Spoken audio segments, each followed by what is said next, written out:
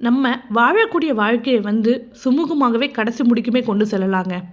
எப்படின்னா, நமக்கு அது ஒரு கடினமான விஷயம்னு சொல்ல முடியாது.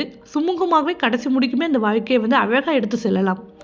எப்படின்னா, நான் விட்டு குடுக்கறது மூலமா. விட்டு குடுக்கறது மூலமா நமக்கு வாழ்க்கையில பல அதிசயங்கள் நம்ம வாழ்க்கையில நடக்குங்க.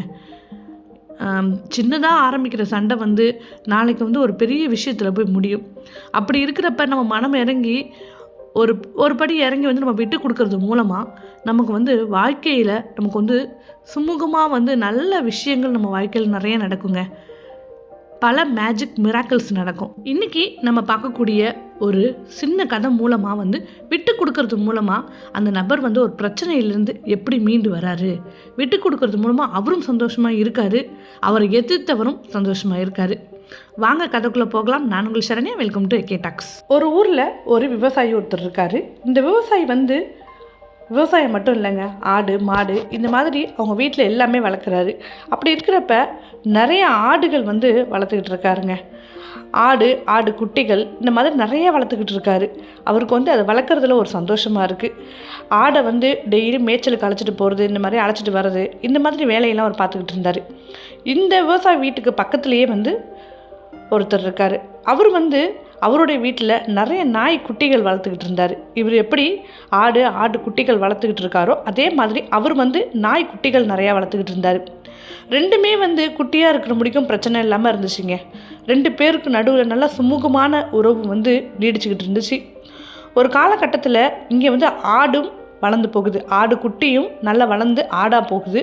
இங்கே நாய்க்குட்டியும் நல்லா வளர்ந்து நாயாக போயிடுச்சுங்க. இப்போ தாங்க இங்கே பிரச்சனைன்னு ஒன்று ஆரம்பிக்குது. ஏன்னா நாய் குட்டியாக இருக்கிற முடிக்கும் ஒன்றும் தெரியல. இப்போ நாய் நல்லா பெருசாக வளர்ந்த நேரத்தில் இந்த நாயை அந்த ஓனர் அவுத்து விட்டுறாரு. பக்கத்து வீட்டுக்காரு அவுத்து விட்ட நாளைக்கு இந்த நாய் பக்கத்தில் விவசாயி இருக்கார்ல, அவருடைய வீட்டுக்குள்ளே வந்துடுதுங்க. அதான் வீட்டுக்குள்ளேங்கிறப்ப அந்த பண்ணைக்குள்ளே வந்துடுது. அவர் ஆடு வச்சுருக்காருல, ஆடு மந்தை, அந்த ஆடு கட்டி போடுற இடத்துல வந்துடுது. வரப்போ ஆனால் சுற்றி இந்த விவசாயி வேலி போட்டுருந்தும் அந்த வேலியை தாண்டி இந்த நாய் வந்துடுதுங்க. ஒரு 2-3 ஆடை கடிச்சு போட்டுருது. இப்படியே தொடருது. ஒரு நாளில் 2 நாளில் இப்படியே தொடருது. ஒரு நாள் என்ன ஆகுதுன்னா, ஒரு ஆடு 2 குட்டி போடுது. அந்த 2 குட்டியை இந்த நாய் தாவி கடிச்சு கொதறிடுதுங்க. இதை இந்த விவசாயால் பொறுக்க முடியலங்க. உடனே பக்கத்து வீட்டுக்காரர்கிட்ட போய் சண்டைக்கு போகிறாரு. என்ன சொல்கிறாருன்னா, உங்கள் நாயை கட்டி போடுங்க. இந்த மாதிரி எங்கள் வீட்டில் உள்ள ஆடு இத்தனை ஆடை இந்த நாய் கொன்னுட்டு அப்படின்னு பக்கத்து வீட்டுக்கார்ட்ட போய் சொல்கிறாரு. ஆனால் பக்கத்து வீட்டுக்கார் மறுக்கிறாருங்க. என்னால் நாயை கட்டி போட முடியாது அப்படின்னு சொல்லி இவர் அனுப்பி விட்டுறாருங்க. இந்த விவசாயி வீட்டுக்கு வந்துடுறாரு. இந்த நாய் இப்போ தினமும் ஆட்டை கொல்ல வந்துக்கிட்டு இருக்குங்க. ஒரு நாளில் 2 நாளில் இப்போ டெய்லியுமே வர ஆரம்பிச்சிருது.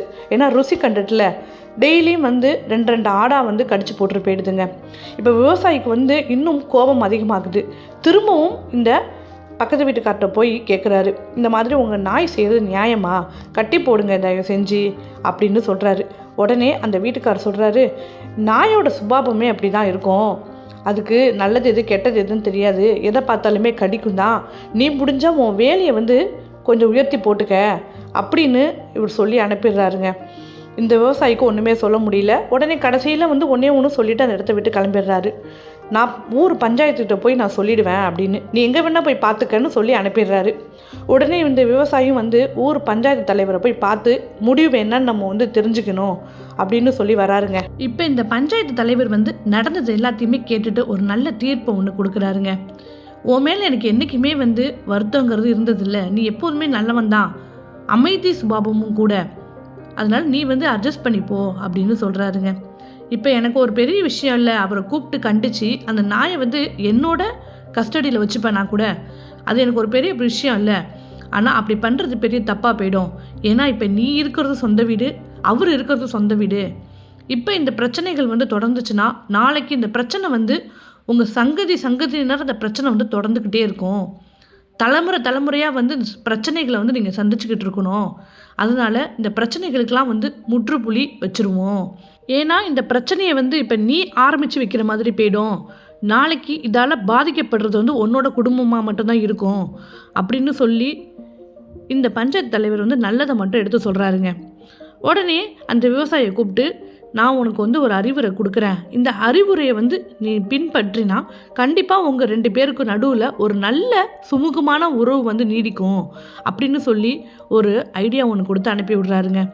இந்த விவசாயம் வந்து வீட்டுக்கு வந்துடுறாரு. இப்போ அந்த பஞ்சாயத்து தலைவர் கொடுத்த ஐடியா படி தான் கிட்ட உள்ள 2 ஆட்டுக்குட்டியை எடுத்துகிட்டு போய் பக்கத்து வீட்டுக்காரர்கிட்ட போய் கொடுக்குறாருங்க.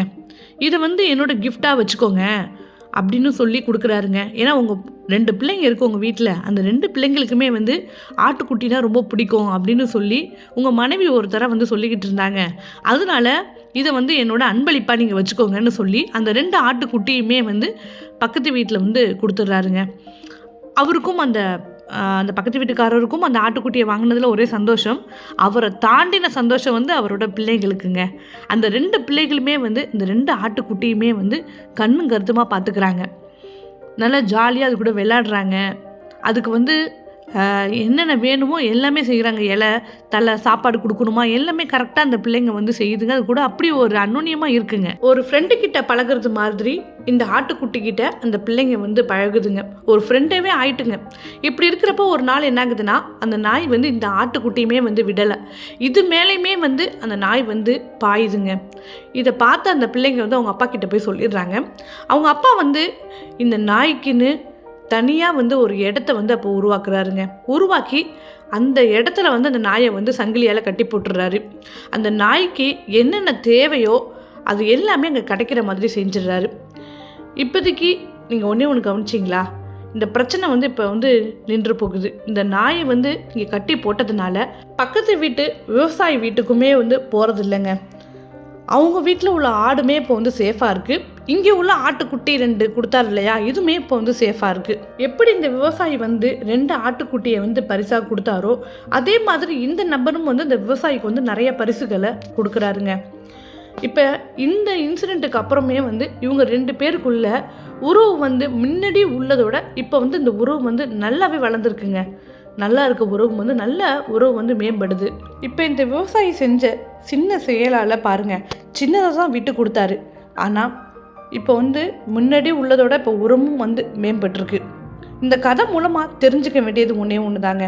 நம்ம வந்து எப்பேற்பட்ட சூழலிலுமே வந்து நம்ம ஒருத்தவங்க கூட போட்டிக்கு நிற்காம ஒருபடி இறங்கி அவங்கக்கிட்ட நம்ம வந்து விட்டு கொடுக்குற மனப்பான்மை கொஞ்சம் வந்து நமக்குள்ளே வந்துட்டுன்னு வச்சுக்கோங்களேன். அந்த எப்பேற்பட்ட பிரச்சனையாக இருந்தாலுமே வந்து கண்டிப்பாக அந்த பிரச்சனைகள்லேருந்து நமக்கு வந்து விடுதலை கிடைக்குங்க. இங்கே விடுதலை கிடைக்கிறது மட்டும் இல்லைங்க. இந்த விவசாயி இப்போ சப்போஸ் அவர் வந்து விட்டு கொடுக்கலன்னா இந்த பிரச்சனையானது வந்து மீண்டும் மீண்டும் வந்து விஸ்வரூபம் எடுத்துக்கிட்டே இருக்குங்க. அதோடு நிற்காது. 2 குடும்பத்துக்கும் நடுவில் பெரிய பிரச்சனையாகும். குடும்பத்தோடு நிற்காது, அடுத்தடுத்த தலைமுறை தாக்கும் இந்த பிரச்சனை. ஆனால் இப்போ அந்த சாதாரணமாக ஒரு ஆட்டுக்குட்டியை அவர் வந்து பரிசாக கொடுக்கறது மூலமாக அந்த விட்டு கொடுக்குற மனப்பான்மை மூலமாக இவர் வந்து ஒரு பெரிய உறவை வந்து இன்னும் வந்து வலுப்படுத்திட்டாருன்னு தான் சொல்லலாம். இந்த கதை மூலமாக நம்ம இன்னொன்னுத்தையும் உணரலாங்க.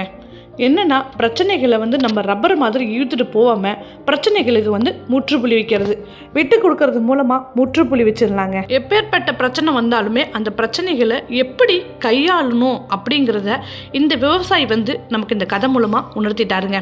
இது வரைக்குமே இந்த வீடியோ பொறுமையாக பார்த்தவங்க எல்லாருக்குமே கோடான கோடி நன்றிகள். இந்த வீடியோ உங்களுக்கு ரொம்ப பிடிச்சிருந்துச்சுன்னா வீடியோக்கு ஒரு லைக் கொடுங்க. அண்ட் உங்கள் ஃப்ரெண்ட்ஸ் அண்ட் ஃபேமிலிக்கு இந்த வீடியோவை ஷேர் பண்ணுங்கள். தேங்க்யூ.